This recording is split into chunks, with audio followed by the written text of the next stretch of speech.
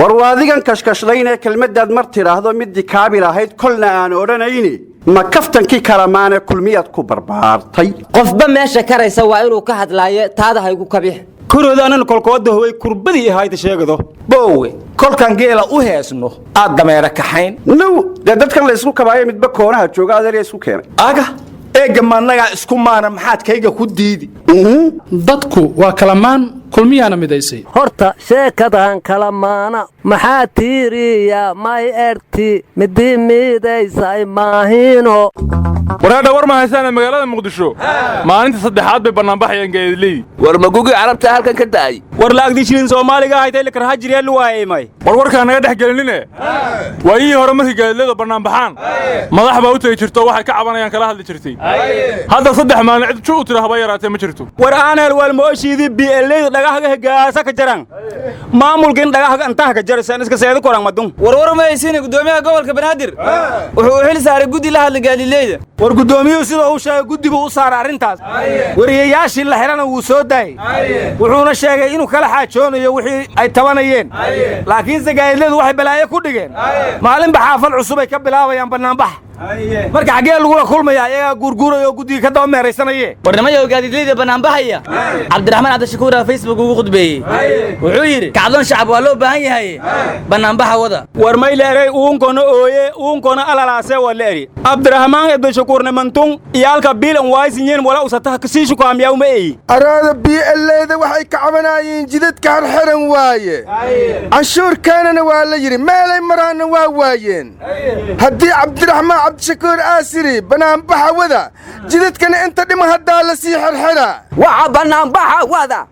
waa kirishbooyaal shaqo waayay ay war ma haysida qabaarmooga tahay madaxdii carabta waxay eedsatay rooti qaaliyowe iyo dad shaqo waay war kacdoonkii gugi carabta saxaafada boonboonisa la yiri wax hadda wariyaasha loo xirayna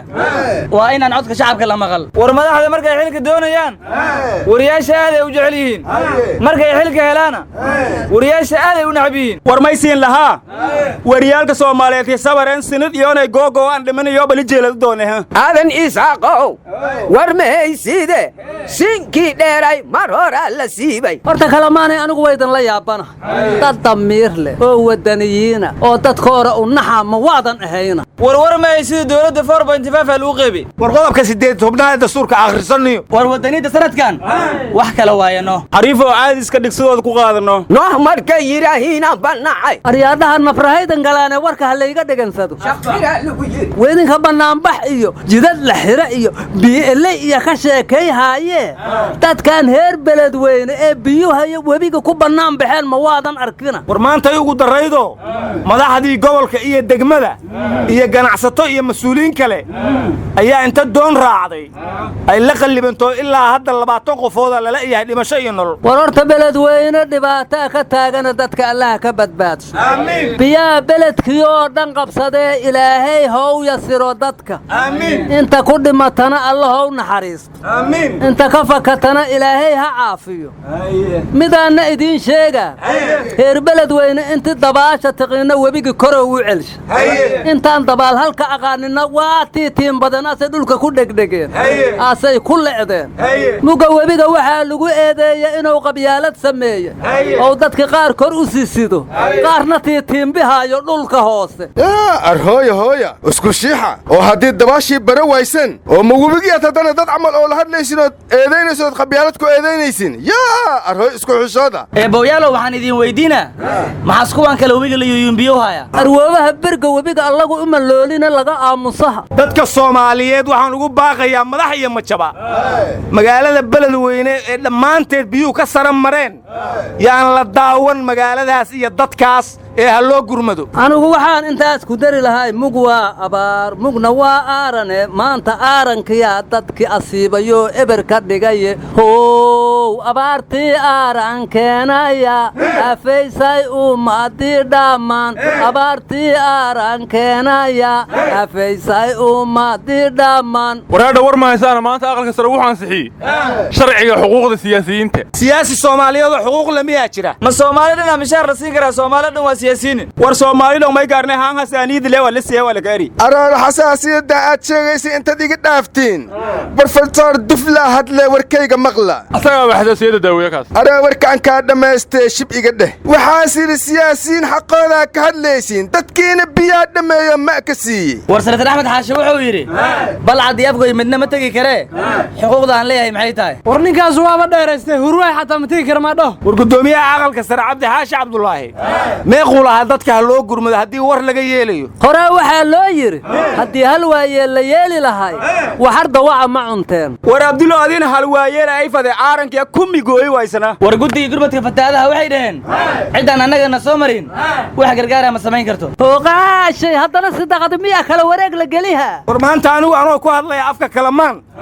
waxaan baaq u jeedinayaa madaxweynaha iyo ra'iisul wasaaraha waxaan kula talinayaa inay baxaan oo beledweyne dig ka yiraahdaan oo dadka dhibaatada la qaybsadaan gacanna ka geystaan caalamkana baaq ugu jeediyaan ayagoo dhibaatadu meesha ka dhacda jooga ayaga warkooda la tixgelinayay war madaxweyne farmaajo sanadkii la dhaafay beledweynisaadi iyo biyo hebadkan roogan ya meelu qudbu ku gobadi ka dambana dadkii walan gargaari samata been aniga war aan idin sheego wari careeso biyaha ku dhex lugaynaayo oo dad u gurmanaayo aan indhaha soo saaray marka waxa maas ka mid yahay kuwa biyaha kor u sidaan oo la sheegayay war biyaha webiga dadna waa ku dhammaaday dadna malaaya iska gaadinayeen war adeer webiga waa ku baabaadeene ma haggayga u soo leexisaan beledweyne allahayo balayada hareer mari aryaadaha war ma haysiina beledweyne walax ka daranaan maqlay dhegansada albaqdaadi ninkii la dhahayo daacis madaxdu u ahaay horta maraykan ma dilina asagaa isdilaa la yiri lama xaasow qaba iyo 3 ilmaahow dhalana asagaa dilaa la yiri hadda mugow ogaada inuusan baxsahaynin ow ilmihiya naagahina qarax ku xiray asaguna isqarxiya asay hal mar isla kaceen war ilaa hadda waxaad noo sheegtay dhaqan argagixisa horta raggu dumarka waa ku xun yihiin nina xaaskiisa in looga dambeeyo ma jecla marka islaamaha hadile muxuu ciyaalka saqiirada ku maago u laayay war ilmaha in Washington laga geeyo diiday Washington hadda u diiday hadday aakhiro la joogaana waxa ku dheefahe yaa eebba igu oga kaas inas naxariis lahayn waa caddeystay naxariis la'aanta iimaan la'aanta u ka daray war cod laga duubay waxa la ogaad inuu tahay uusan tawxiidin taas waxa uu ahay idincadaha mugga war ma haysaan albaqdaadiga aad ka hadlaysaana waa Suuriya meesha lagu galay saako waxa ka dhacay war ma ka haysaan akhirtay oo adeer saako iyo Suuriya miisu lawyiin Suuriya saako waxay isu ka dhaamaan shabaab iyo daacisha kala jooge warka naga dhaxgelin inay dhageysto baabuul weyn oo kilsooba ku qarxayo kala oo qarax laga soo buuxiyo cirka looga soo dhacay la yiri hadda bugsi ka yeerto waa la yaabay kulay tabana wixii radayay wixii ag jooga bana waa mart ma qarxiyayaal qaraxoodii lagu qarxiyaa war intii shacabka ay gubilaayeen ayaga hal gubeen naga taga war gantaala lagu dhiftaa la yiri asagu ku qaraxyaana lama oge war ma haysaan gantaalaha cirka ka soo dhacaya marmaray dad masaakiin laayaan oo amiir row maleeyaan hadda gobolka bari maalin dhaweed dad masaakiin oo xiji guranaya ayaa gantaala la dhacay kadibna waxa la sheegtay in amiir lagu dilay meesha ma masaakiin iska xabkaysaysa in la dilaya daacish hadana lagu sheega war baarlamaanka Puntland waxay dhaheen waxaan la xisaabtamaynaa xukuumadda Deni iyo xiriirka xukuumadda Deni iyo dawladda dhexe ka dhaxeeya marka waxaan u maleynayaa baarlamaanka Puntland in gudoomiyihiisa doobo gareen laga dhigay war baarlamaan maamul goboleed maxaad ka sheegaysaan kii federaalka ba asagoo dhamin kareemaysan madaxweyne ku-xigeenka Puntland karaash kareen Deni malahishi yaa okay boowe Puntland waa hooyadii federaalka mana la faragelin karo war aabihii federaalka galmudug ta ku dhacdaaba la yaabay hooyo miyaa loo daahaya eebaago beriga hankoolkii galmudug waa cadeystay dhaqanka galmudug yaalana dhaqan aabe maahe waa dhaqan orfano hadalkaas abwaan maxamed sahal baa wax ka oran doono kula eg oo wax ii oraha minow rag yaha wax ima dhahayo war kalabaanay warkii Soomaaliland dibadda miyay loodeen eebaago qowdana beriga uu cadeysta asaguna inuu dibadda naga yahay war awalu cadaystay imisoo ictiraaf raadinay war anugu waxaan la yaabanahay sababta Soomaaliland aqoonsiga raadinayso loogu diiday ara warkayga aad u dhigayso meel qaldan ay ka raadinayaan maan aqoonsi looma diidano war anigu waxaan la yaabanahay dastuurka Soomaaliland waxa ku qoran goosadka Soomaaliland waa muqaddas dastuurka Soomaaliyana waxa ku qoran midnimada Soomaaliya waa muqaddas marka lamada muqaddis seelaskugu muqaddaseeya ambaray wadiga batee siyaasiyad bad noqotee kaayaga muqaddisa array madaxu ku xanuunay lamadaba wax muqaddis kuma jiraan nagala hir wareedhaha calool xumada beledweynaan idaynayne dadka maanta ku dhinta waxa kamida dad shalad gaaray beledweyne oo dibadda qaar ka yimid oo gurmad u tagay war dadka beledweyne ku dhintay waxa kamida la taliyay madaxweyne waare Maxamed Habo Allah u naxariista iyadana ma biya qaaday aryaadaha inta dhimataad magacaawdeen intaan la sheegina ka badan Allah u naxariisto war ilaahay wabigi jannada ha geeyo bawdana wabi hana maqashin soo beledweynu galaadan ogeeyna Allah idin toosiya sharciga waad ku tumateen